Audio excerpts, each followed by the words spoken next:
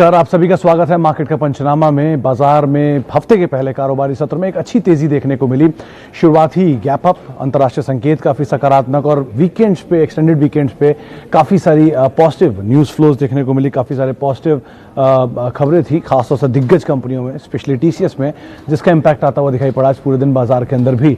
आज का star performer रहा टीसीएस और इन्फोसिस, दोनों का ही इंडेक्स में करीब करीब 70 अंकों का कंट्रीब्यूशन आज देखने को मिला और आईटी फ्रंट से लीड करता हुआ दिखाई पड़ रहा था, जिसके चलते बाजार भी दिन के ऊपरी स्तरों के आसपास बंद होता हुआ दिखाई पड़ा। कुछ हद तक पार्टिसिपेशन सेलेक्टिव बैंक्स का था, एनबीएफसीज का था, इसके अलावा ऑटो स्पेस की तरफ हालांकि ऊपरी स्तरों से जरूर प्रॉफिट टेकिंग रही, स्पेशली आईशर जैसे शेयरों में, टीवीएस जैसे शेयरों में, हीरो मोटोकॉर्प जैसे शेयरों में। लेकिन लोअर लेवल से फार्मा ने कुछ हद तक बाजार को संभाला भी और उसके आधार पर मार्केट्स में एक लोअर लेवल से अच्छी खरीदारी भी दोबारा आते हुए दिखाई पड़ी और दिन के ऊपरी स्तरों के करीब ही बाजार बंद हुए।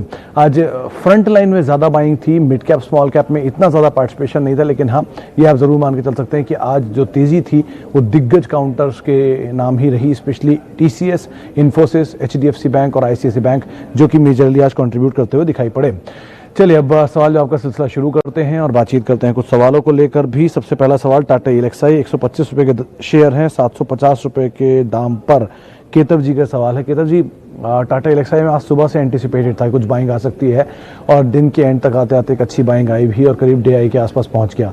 आप इसमें फिलहाल तो बने रह सकते हैं, कोई ऐसा इशू नहीं है। मीडियम टर्म के लिए आप ज़्यादा इसमें अपना विकल्प रखिए, ज़्यादा इसको देखिए लॉन्ग टर्म के बनस पर। लॉन्ग टर्म में आप टीसीएस को ज़्यादा अच्छे विकल्प के तौर पर देख सकते हैं। कोई भी करेक्शन है, आज नहीं, कोई करेक्शन है तो आप वहाँ पर इन्वेस्ट करें, लेकिन मीडियम टर्म के लिए आप टाटा एलेक्साई को ज़रूर देख सकते हैं।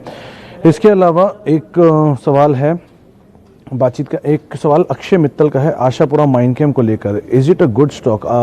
अक्षय जी, कंपनी ठीक ठाक है, बहुत ज़्यादा बेहतर नहीं है। नियर टर्म ट्रिगर इसमें यह है कि प्रमोटर स्टेक उठा रहे हैं। कल के सत्र में भी शायद 35,000 शेयरों के आसपास की बाइंग प्रमोटर इस तरफ से आते हुए दिखाई पड़ी थी और रिसेंटली कुछ प्रमोटर जो हैं वो स्टेक बाय कर भी रहे हैं। तो आप अदरवाइज स्टॉक को वैसे देख सकते हैं एक्यूमुलेट करने के हिसाब से, लेकिन मीडियम टर्म ही या छोटी अवधि का ही नजर रखिएगा। बहुत लंबी अवधि के लिहाज से इसमें आप ना एंटर करें, वो ज़्यादा बेहतर विकल्प रहेगा। अंकित दुआ का सवाल है आईटीसी को लेकर। अंकित जी, आईटीसी एक इसमें बहुत स्लो मूवर है, थोड़े नंबर्स ढीले आने की उम्मीद भी लगाई जा रही है बाजार में, क्योंकि सिगरेट की जो सेल्स है वो डिक्लाइन किया और वो इनके लिए 72% 73% के आसपास का रेवेन्यू ड्राइव करता है। तो मेजरली कोशिश यही करें कि आप अगर लंबी अवधि का या बहुत लंबी अवधि का नज़रिया रखते हैं तो आप इसमें बने रहें, लेकिन अगर आप छोटी अवधि का नज़रिया रखते हैं, मीडियम टर्म का नज़रिया रखते हैं तो अवॉइड कर सकते हैं आईटीसी को, और अच्छे अच्छे विकल्प बाजार में अवेलेबल हैं।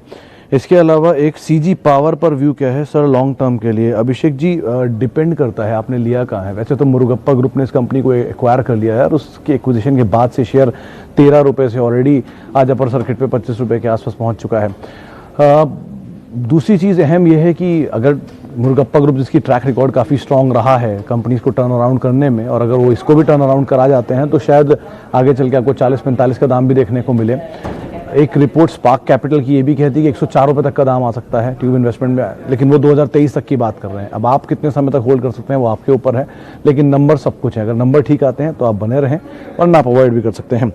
इसके अलावा एसबीआई 300 शेयर हैं 190 रुपये के दाम पर। फ्यूचर मूव, अगर ये फ्यूचर्स की बात कर रहे हैं आप तो आप नियर टर्म में बहुत कुछ डिपेंड करता है मोरेटोरियम के ऊपर, जो फैसला आता है उसके ऊपर, लेकिन अगर आप वैसे होल्ड कर सकते हैं और फ्यूचर की बात कर रहे हैं लंबी अवधि के लिहाज से तो आप बने रह सकते हैं। बैंक में कोई प्रॉब्लम नहीं है, थोड़ा स्लो मूवर है आईटीसी की तरह ही, लेकिन समय लेगा और चलेगा, तो आप समय दीजिए और बने रहिए, ऐसा कोई इसमें इशू नहीं है। सिप्ला चंबल फर्टिलाइजर बाय करें, एडवाइजेबल है कि नहीं? देखिए अक्षय मित्तल साहब, सिप्ला में भी कुछ देर पहले हमारे साथ एक जानकार जुड़े थे, वो कह भी रहे थे कि यहाँ पे आप खरीदारी कर सकते हैं। फार्मा में दोबारा सेकंड राउंड ऑफ तेजी जो है वो आ सकती है और फार्मा के नंबर्स भी ठीक ठाक आएंगे। सिप्ला के मैनेजमेंट में भी कोई प्रॉब्लम नहीं है, वर्ल्ड क्लास मैनेजमेंट है, तो आप सिप्ला में तो बने रह सकते हैं। रही बात चंबल फर्टिलाइजर में, एक नियर टर्म ट्रिगर ये काम कर रहा है कि इनके प्रमोटर जो कि हिंदुस्तान टाइम्स है वो स्टेक खरीद रहे हैं और उन्होंने रिसेंटली काफ़ी स्टेक खरीदा भी है। नंबर भी ठीक है, एग्रोकेमिकल थीम भी है, लेकिन इसका नज़रिया आपका मीडियम टर्म होगा, लंबी अवधि का नहीं होगा। सिप्ला में लंबी अवधि, इसमें मीडियम टर्म के लिहाज से आप बने रह सकते हैं। इसके अलावा I have 8,000 share of Vedanta, should I participate in the list और with past experience should I hold for dividend? Pareek साहब, बहुत ट्रिकी सवाल है। बाजार में ये खबर है कि 140-145 से ऊपर शायद ना जा पाए, तो आपके पास तो बड़ी क्वांटिटी है, आप ये ज़रूर कर सकते हैं कि आप रिस्क कम लेने के लिए 6000 शेयरों को यहीं ऑफलोड कर सकते हैं, 2000 शेयरों को आप दे सकते हैं टेंडर में, लेकिन वो बहुत रिस्की वो हो सकता है, अफेयर हो सकता है। तो आप पार्शली एटलीस्ट निकल जाएं यहाँ पर और पार्शली दे दें, वो ज़्यादा बेहतर। लेकिन 140 से ऊपर बाज़ार में उम्मीद कम है इसको जानने की, मैक्सिमम 160 170 तो फेयर वैल्यू बता रहे हैं। तो 200 रुपये की जो बात हो रही है वो शायद बहुत मुश्किल है कि प्रमोटर टेंडर करेगा उस लेवल पर, प्रमोटर वहाँ पर शेयर लेगा। तो बेटर ये कि आप 140 145 की उम्मीद लगाकर अपनी रणनीति को बना सकते हैं। इसके अलावा एक सवाल अदानी गैस पर 192 रुपये के दाम पर, व्हाट्स द ओपिनियन? चौहान साहब, ऑलरेडी इतना बढ़िया आपको मुनाफा हो रहा है अदानी गैस के स्टॉक पर, आप जिस तरह का मूव है उस मूव को ही इंजॉय करें, लेकिन अपनी पोजीशंस को ट्रेल करें और साथ साथ आप अपने जो नंबर्स हैं इस कंपनी के उसके ऊपर नजर रखिए। यहाँ पर 2-3 चीज़ें हैं, यहाँ पे प्लेजिंग का भी बहुत नंबर आ रहा है बीच बीच में और फंड भी रेज हो रहा है प्लेज कर करके, तो आप इस लिहाज से इसको देखकर फिर रणनीति बनाएं। वैसे इस कंपनी के नंबर्स कैसे आते हैं क्वार्टरली, वो एक क्रूशल ट्रिगर होगा जिसके ऊपर आप नजर रखें। अक्षय मित्तल साहब, TCS 2400 रुपये पे, should I book profit and buy Reliance? TCS वैसे तो इन्वेस्टमेंट ग्रेड स्टॉक है, ये आगे चल के आप अपने फ्यूचर की जनरेशन को भी दे सकते हैं, गिफ्ट कर सकते हैं, इस तरह का स्टॉक है। तो इसमें आप अगर नियर टर्म के लिए घुसे हैं तो जाहिर सी बात है आज कल नंबर से पहले इसमें बाइंग आ रही है, वो आप इंजॉय करें और वहाँ पर निकल जाएं।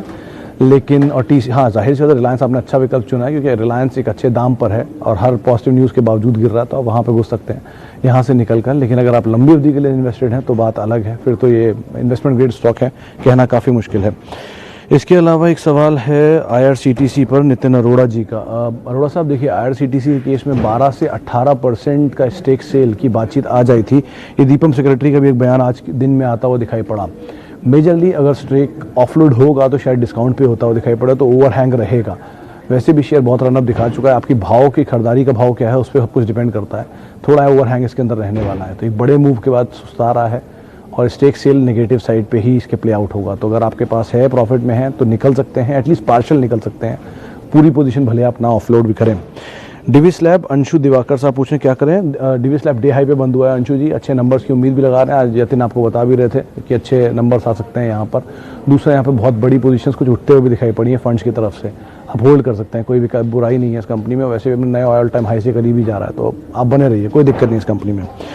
इसके अलावा एक सवाल है ज्योति लैब को लेकर, 3300 शेयर हैं 180 रुपये के दाम पे, दीपक जी पूछ रहे हैं। दीपक जी, ज्योति लैब नंबर ठीक ठाक की बात हो रही है, रूरल में इनका मेजर एक्सपोजर है, 40-42% के आसपास शायद एक्सपोजर है इनका रूरल एरियाज़ में।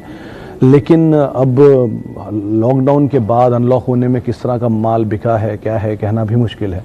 लेकिन ब्रोकर से मान रहे कि नंबर ठीक ही होंगे इनके, और मैरिको की कमेंट्री भी आज काफ़ी साउंड आई है। तो आप एटलीस्ट अभी तो बने रह सकते हैं, आपको कुछ भी और तेज़ी मिले, रीजनेबल प्रॉफिट आए तो आप अकॉर्डिंगली फैसला ले सकते हैं। लेकिन फ़िलहाल के लिए एटलीस्ट आपको बने रहने की ही राय यहाँ पर दी जा रही है। इसके अलावा which pharma stock can we buy now for rally 2? मुश्किल सवाल है। आप देख सकते हैं सिंजिन अच्छी कंपनी है, कोई इसमें प्रॉब्लम नहीं है, आप लंबी अवधि के लिए भी इसे एटलीस्ट रख सकते हैं। टोरेंट हर फॉल में पुल बैक बहुत स्ट्रॉन्ग देता है, आप उसको भी देख सकते हैं। शिल्पा मेडिकेयर एटलीस्ट ब्रोकर्स मानते हैं 800-1000 रुपये तक की चाल आ सकती है। सोलार एक्टिव के लिए 1500 रुपये सुन रहा हूँ, लेकिन बेटर ऑप्शन के तौर पे आप एटलीस्ट एक्यूमुलेट करें लोअर लेवल पे, तो सिंजिन ज़्यादा अच्छा विकल्प रहेगा इन सब में, तो आप उसको देख सकते हैं। लेकिन अच्छा करेक्शन मिले तो वो एक क्वांटिटी है, इसको आप बहुत ज़्यादा तेज़ी से ले सकते हैं। आइडिया बाय 1030 संतोष जी, जब तक नंबर ठीक नहीं होते इस कंपनी को आप अवॉइड ही करिए, क्योंकि यहाँ पर डेट का कंसर्न हमेशा बना रहा है और आगे भी शायद बना रहे, तो एटलीस्ट आप उसको नियर टर्म के लिए इस तरह से भी अवॉइड कर सकते हैं। ट्रेडिंग स्टॉक है तो इन्वेस्टमेंट ग्रेड तो नहीं है, तो आप इसमें मल्टी बैगर बनने की उम्मीद ना लगा के चलें। चले फिलहाल इतने ही सवालों को हम शामिल कर पाएंगे, आप मेरे साथ जुड़ सकते हैं @सुमित रिसर्च, ये मेरा ट्विटर हैंडल है जहाँ पर आप मेरे साथ मौजूद रह सकते हैं। नमस्कार। जिन सबसे बातचीत हुई उनका बहुत बहुत शुक्रिया, जिनसे हम बातचीत नहीं कर पाए उन सबसे माफ़ी चाहेंगे।